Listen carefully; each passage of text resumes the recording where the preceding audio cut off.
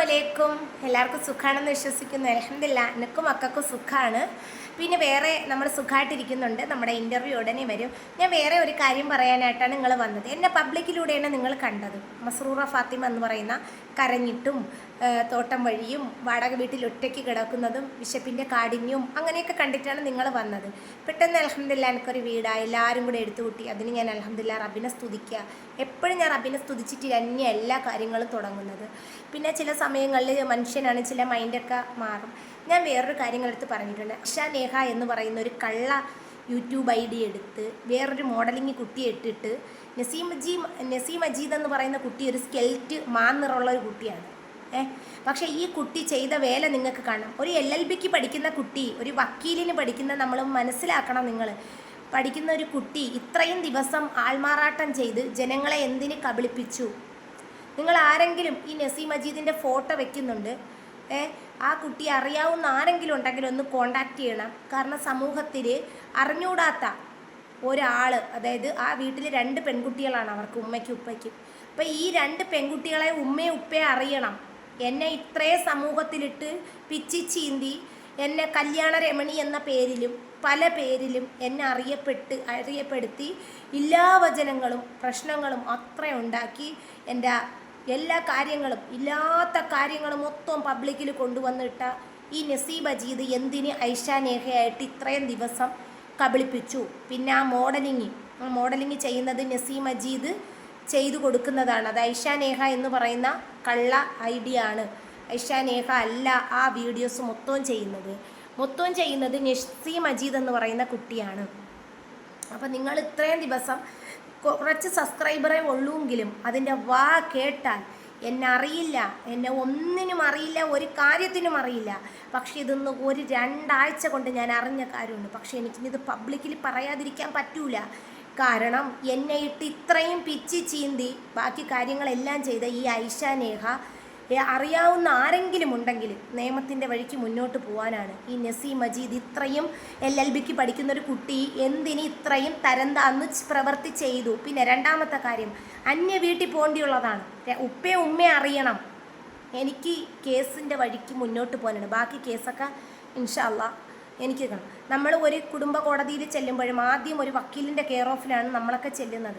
ഈ വക്കീൽ നമ്മളടുത്ത് പറയും പോലെയാണ് നമ്മൾ പൈസ കൊടുത്തിട്ട് നമുക്ക് എല്ലാ കാര്യങ്ങളും, അവരാണ് നമുക്ക് ഡേറ്റും കാര്യങ്ങളൊക്കെ തരുന്നത്. അപ്പോൾ സമൂഹത്തിന് മാതൃകയാൻ വേണ്ടിയുള്ള ഈ കുട്ടി ഇത്രയും തരം താഴ്ന്ന പ്രവൃത്തി നമ്മളെ ഇസ്ലാമിൽപ്പെട്ട ഒരു സ്ത്രീയോട് ചെയ്തത് എന്തിന്?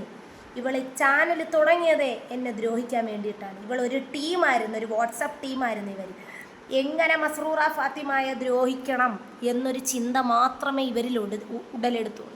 പക്ഷേ ഇന്ന് ഈ കുട്ടി ചെയ്യുന്ന പ്രവൃത്തി ഈ കുട്ടീൻ്റെ ഉമ്മ അറിയുന്നുണ്ടോ, ഉപ്പ അറിയുന്നുണ്ടോയെന്നൊന്നും നമുക്കറിയില്ല. എന്നാൽ നീ സ്വന്തം ഐഡൻറ്റിറ്റിയിൽ ചെയ്യണമായിരുന്നു. എന്നെക്കുറിച്ചിട്ട് നസീം അജീദായിട്ട് തന്നെ ചെയ്യണമായിരുന്നു. ആമീത്താൻ്റെ വീഡിയോയുടെ അടിയിൽ ഈ കുട്ടി ചെല്ലുമായിരുന്നു. ഇവരാദ്യം ഒരു ടീമായിരുന്നു. നസീം അജീദ്, ഷെമീഷ, ഇവർ കുറച്ച് പേര്. പക്ഷേ അസൂറാത്ത എന്നെ ഒരിക്കലും ദ്രോഹിച്ചിട്ടില്ല. അങ്ങനെ അസൂറാത്തരുടെ അടുത്ത് ഞാൻ പറഞ്ഞ കാര്യം അസൂറാത്ത പബ്ലിക്കിലിട്ടെന്ന് മാത്രമേ ചെയ്തുള്ളൂ. അതുപോലെ തന്നെ അഷ്കർക്ക ഒന്നും ചെയ്തിട്ടില്ല. ഞാൻ എൻ്റെ ജീവിതം നിങ്ങളെ മുമ്പ് കാണിച്ചു വെച്ചപ്പോഴത്തേക്ക് നിങ്ങളിൽ കുറച്ച് പേര് എന്നെ നല്ല രീതിയിൽ സ്നേഹിച്ച് എന്നെ ഒരുപാട് ചേർത്ത് പിടിച്ച്. പക്ഷേ ഇന്ന് ഞാൻ അതിൽ ഇരട്ടി ദുഃഖിക്കുന്നുണ്ട്. കാരണം ഞാൻ അറിയാത്ത കാര്യങ്ങൾ ഒരു തവണ അവരിങ്ങനെ പറയും, ഒരു തവണ എന്തിന് നസീം അജീദ് നേഹയായിട്ട് ഇത്രയും നാളെ ജനങ്ങളെ കബളിപ്പിച്ചു എന്നെനിക്കറിയണം. ഈ കുട്ടീൻ്റെ ഉമ്മയെ ഉപ്പയെ അറിയണം. സമൂഹത്തിൽ ഞാൻ കൊണ്ടുവരും. ഈ ഒരു കുട്ടി കല്യാണം കഴിച്ചിട്ട് പോലുമില്ലാത്ത ഈ കുട്ടി മസ്റൂറ ഫാത്തിമ എന്ന് പറയുന്ന ഈ ചാനലിൽ ഞാൻ രഹസ്യമായിട്ട് അറിയണം. ഈ കുട്ടിയെ അറിയാവുന്ന ആരെങ്കിലും ഉണ്ടെങ്കിൽ സമൂഹത്തിൽ കൊണ്ടുവരണം. ഏത് ജില്ലയാണെന്ന് കറക്റ്റ്, ഇവൾ കോഴിക്കോടാണ് വെച്ചേക്കുന്നത്, പക്ഷേ അത് കറക്റ്റ് നമുക്കറിയില്ല.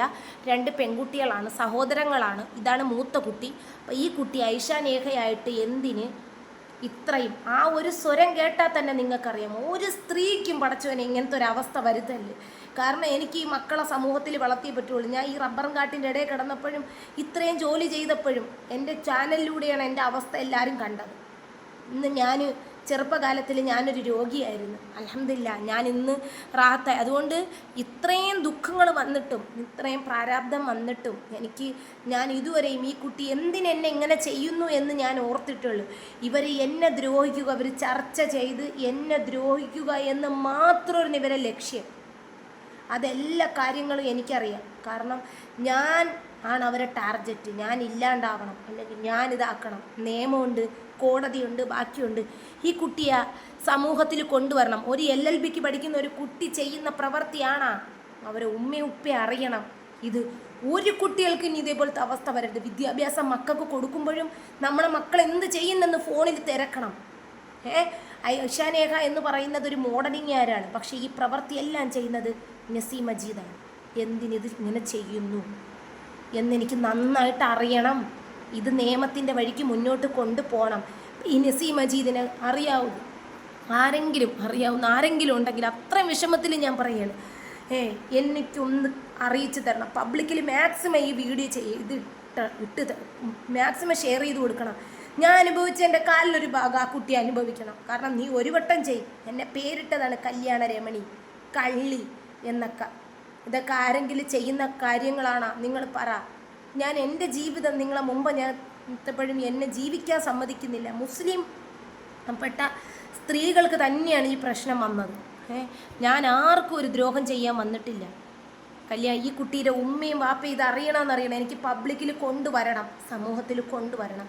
അപ്പോഴ് ഇൻഷാ അള്ളാ ഞാൻ എപ്പോഴും എൻ്റെ മുമ്പ് റബ്ബ് പല കാര്യങ്ങളും കാണിച്ചു തരികയാണ്. ഈ നസീം മജീദ് എന്ന് പറയുന്ന അക്കൗണ്ട് പെട്ടെന്ന് ഡിലീറ്റാക്കി. ഇപ്പോൾ പുതിയ ഇൻസ്റ്റഗ്രാം എടുത്തിട്ടുണ്ട് ഐഷാനേഹ. പക്ഷേ അതിനകത്ത് വീഡിയോസ് ഒന്നും പോസ്റ്റ് ചെയ്തിട്ടില്ല. ഈ ഐഷാനേഹ എന്ന് പറയുന്ന കുട്ടി ഞാൻ യൂട്യൂബിൽ വേറൊരു പേജിൽ ഇൻസ്റ്റഗ്രാമിൽ ഞാൻ കണ്ടിട്ടുണ്ടായിരുന്നു.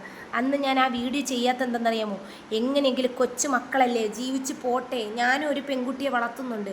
ഒരു അന്യ വീട്ടിലൊരു പെൺകുട്ടി ചെന്ന് പൊറുക്കുമ്പോഴത്തേക്ക് നമുക്കറിയാം അതിൻ്റെ ദുഃഖം. പക്ഷേ നിർഭാഗ്യവശാൽ എനിക്കൊരു ലൈഫ് കിട്ടിയില്ല.